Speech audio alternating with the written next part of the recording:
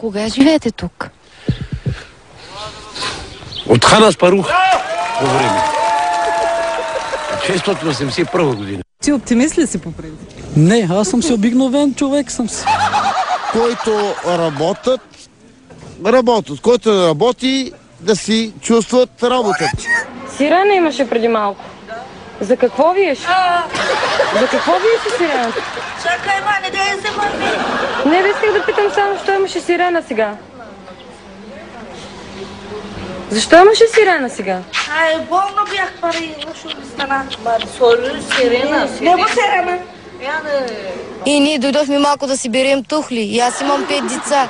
Не, в момента не крадем. Ай, суга, бе. Ние се взимаме, това не е кражба. Аз не мога да си изхрана 5-членно дете с 150-60 лева.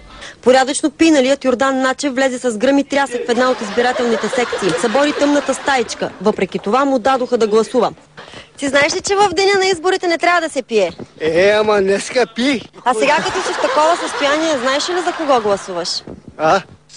На три. На три съм. Нали? Къде се къпете тук?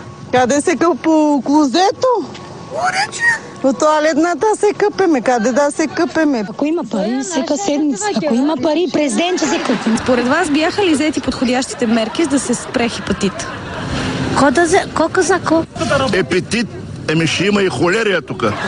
Хората заклагат циганите. Вече излагаха циганите за кокошки с грип има. 25 и 4 ерета, 4 зайкини, 3 кози, ерета 2, само с едно кон остана. Защото и мисля, че и тя пълка шивани и аз ги заклал.